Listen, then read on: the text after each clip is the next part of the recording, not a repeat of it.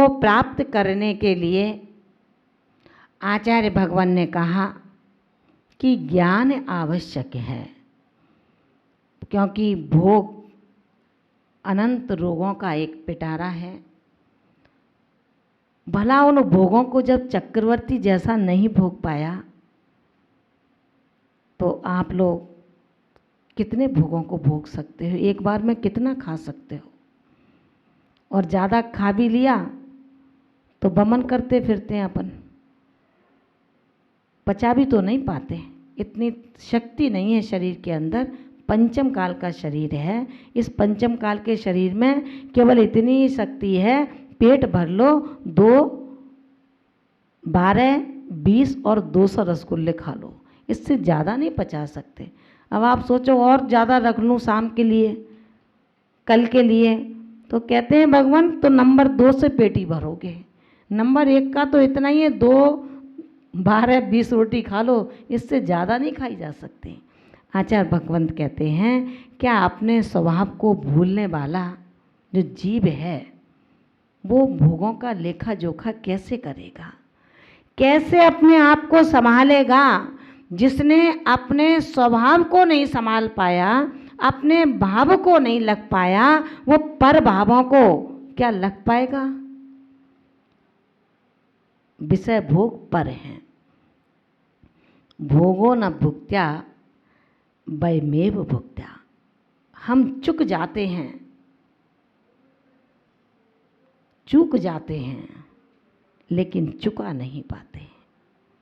ध्यान रखना, आदमी जो बहुत होशियार होता है ना, वो सोचता है अपने भैया को मैं तो पागल बना दूंगा, कुछ नहीं है, जो कहते हैं वही मान जाते हैं ये तो ऐसे व्यक्ति के लिए कहा है, ऐसे शिष्यों के लिए कहा है कि वो चूक है उसकी, उस चूक में चुक जाएगा लेकिन चुका नहीं पाएगा।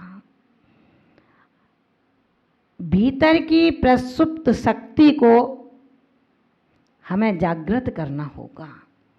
जो सुप्त है, सो रहा है, एक सोता है श्रम से दूर होने के लिए, एक सोता है कि कहीं मुझे श्रम के लिए कार्य न बता दिए जाएं। तो जो श्रम को चुकाने के लिए सोता है वो सोता है, और जो श्रम से बचने के लिए सोता है वो प्रमादी होता है, आलसी होता है, वो सोने का नाटक भर कर रहा होता है। आचार्य भगवंत कहते हैं जब प्रसुप्त शक्ति प्रतिबद्ध होकर के जगती है तो वो भोग से योग की ओर ले जाती है।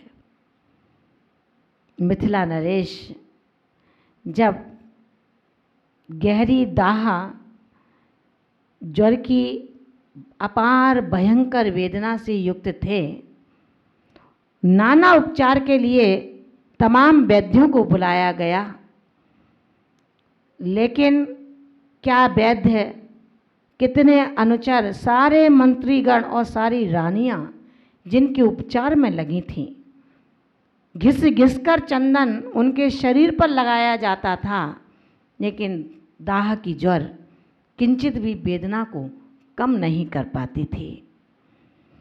जब मन किसी पीड़ा से संतप्त हो उठता है, उस समय संगीत की मधुर ध्वनियाँ भी संगीन जैसी प्रतीत होती हैं, अपराध जैसी प्रतीत होती हैं। संगीन माने अपराध जैसी वृत्तियाँ लगती हैं।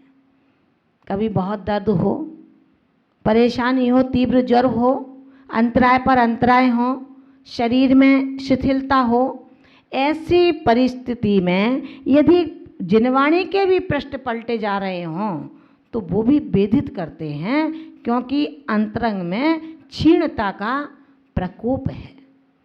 ऐसी स्थिति में मिथिला नरेश जो तीव्र ज्वर से पीड़ित थे, उनकी ही रानियों के द्वारा जब चंदन घिसा जा रहा है तो उनके हाथ में जो कंगन हैं उनको खनखनाहट की निरंतर आवाज आ रही थी।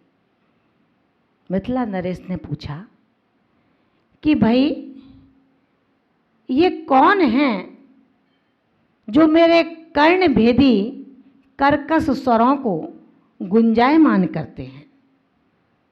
जैन दर्शन कहता है मधुर स्वर भी जिसको कर्कश लगने लगे, मधुर स्वर में भी जिसमें कठोरता प्रतीत होने लगे। आचार्य भगवंत कहते हैं, राजा ने पूछा, मंत्रीगण ये कर्कश ध्वनि कहाँ से आ रही है? कौन है ऐसा जो मेरी इतनी गहन पीड़ा की स्थिति में भी इस तरह की कर्कश ध्वनियों का संचार कर रहा है? मंत्री जो राजा के ऐसे प्रमुख अनुचर होते हैं जिनके बिना राज्य चल नहीं सकता, उन्होंने कहा, हे अन्नदाता राजन, आपके इस दाह ज्वर के लिए आपकी ही रानियां जो चंदन घिस रही हैं, उनके हाथों में जो कंगन हैं, उनके आपस में टकराने की जो घनघनाहट हो रही है, वो आपके लिए ऐसा स्वर पैदा कर रहे हैं। जब उन्होंने सुना, रानियों ने, कि राजा को इन कंगन के स्वर भी कर्ण भेदी कर्कश प्रतीत हो रहे हैं, तो क्या किया उन्होंने? और जोर से बजाना शुरू कर दिया। क्या? जब किसी के प्रति अनुराग होता है, किसी के प्रति विश्वास होता है, और वो अपना ही पति राजा हो, शासन करने वाला हो, गुरु हो अपना, उसके तुरंत उपचार किए जाते हैं। जो वो चाहते हैं सो होता है। उन्होंने अपने कंगन फटाफट उतार दिए। सौभाग्य के सूचक एक एक कंगन एक हाथ में, दोनों हाथों में रहने दिए। अब जो कर्ण भेदी कर्कश स्वर हो रहा था, अब वो स्वर बंद हो गया। अब जब बंद हो गया, तब राजा ने पुनः प्रश्न किया कि क्या मेरे शरीर की तीव्र दाह के लिए अब चंदन नहीं घिसा जा रहा? उत्तर मिला कि हे शासनाधिपति, अभी भी चंदन घिसा जा रहा है, लेकिन जब एक से अधिक, दो से अधिक कंगन जो आपस में टकरा करके, संघर्षण करके जो ध्वनि की संघर्षता को पैदा कर रहे थे, उन रानियों ने उन कंगन को उतार दिया है। एक एक कंगन सौभाग्य के रूप में रखा है, ताकि आपको कहीं कोई कष्ट ना हो, कोई परेशानी ना हो। महानुभावों, राजा का बोध जाग गया। राजा विचारने लगा, ओह, मैं कितने घोर अंधेरे में हूं। मोह का इतना मजबूत आवरण जो मुझे यहां जीने के लिए मजबूर कर रहा है। मैं आज तक नहीं समझ पाया कि जहां दो होते हैं वहां संघर्ष की स्थितियां पैदा हो जाया करती हैं, और जहां संघर्ष की स्थितियां पैदा होती हैं वहां जीवन में अशांति, मन में भ्रांति और एकत्व की साधना से ये आत्मा हटकर के बहुत दूर हो जाता है। शरीर से जिसको अभी तक इतना तीव्र लगाव था, राजा का बोध जगता है, संकल्प कर लेते हैं। राजा संकल्प कर लेते हैं। प्रातःकाल होता है। तीव्र ज्वर को नज़रअंदाज करते हुए और अपने उस राज मंदिर का दरवाज़ा जो अर्ध खुला था उसकी ओर अपने कदम बढ़ा देते हैं और चल देते हैं, उन भोगों को तिलांजलि देते हुए युगों की समिधा को स्वीकार करने के लिए।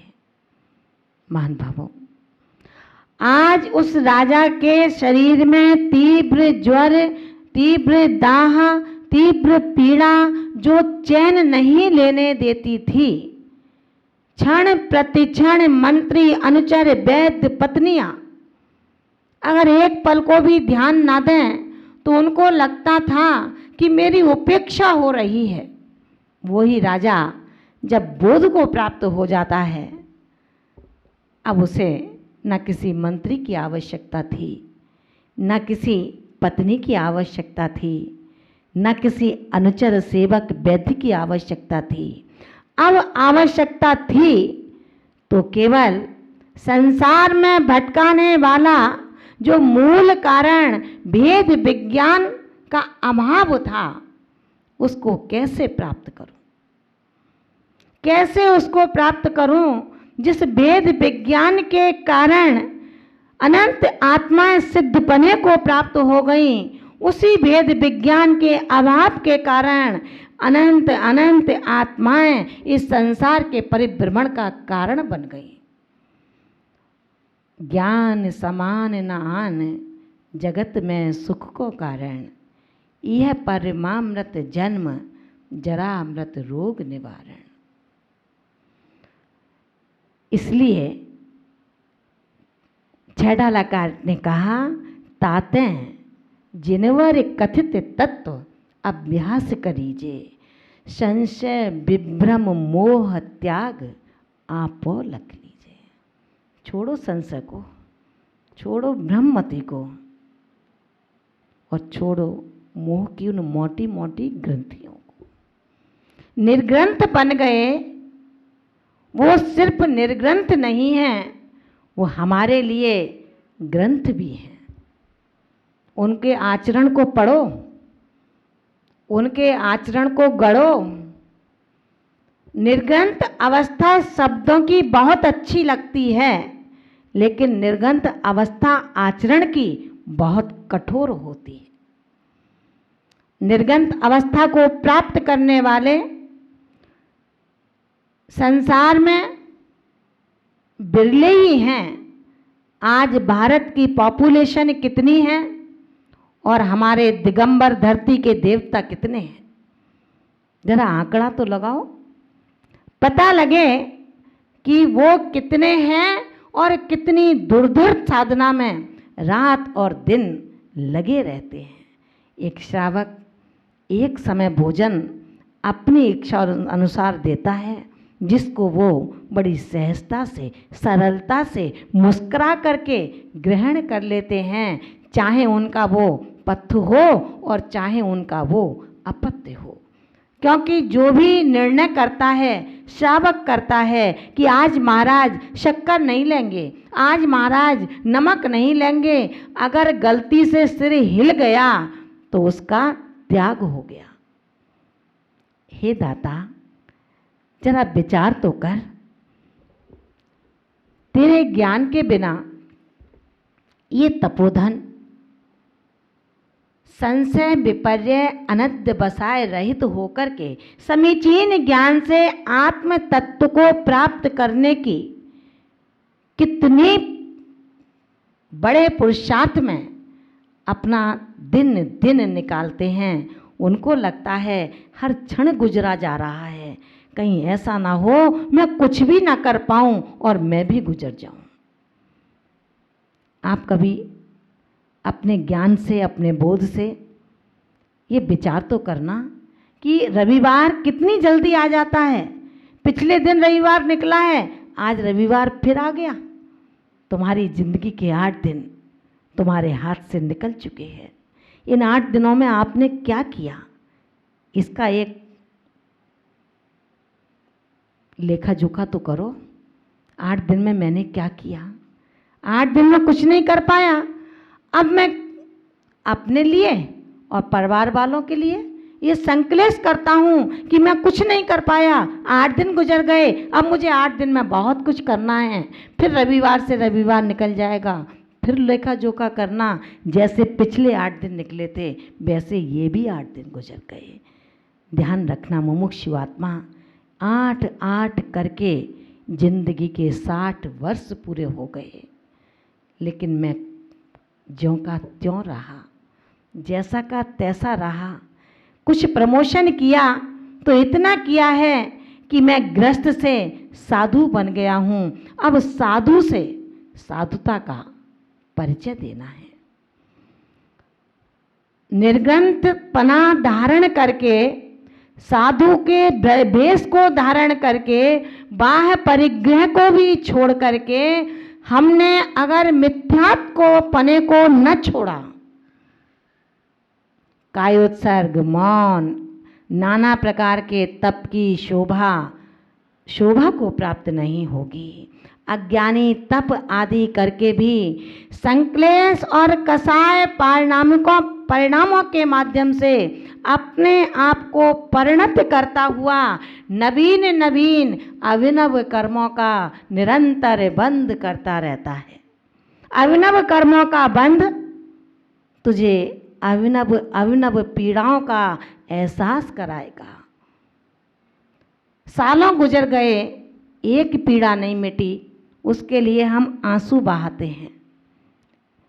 रे शोधार्थी, आंसू मत बहा, शोधन कर अपने उन चरणों का, अपने उन आचरणों का, अपने उन विचारों का जो विचार तुझे संक्लेशता से दूर नहीं होने दे रहे, जो विचार तुझे कसाय परिणति से अन्य शुभ में परिणमन नहीं करने दे रहे।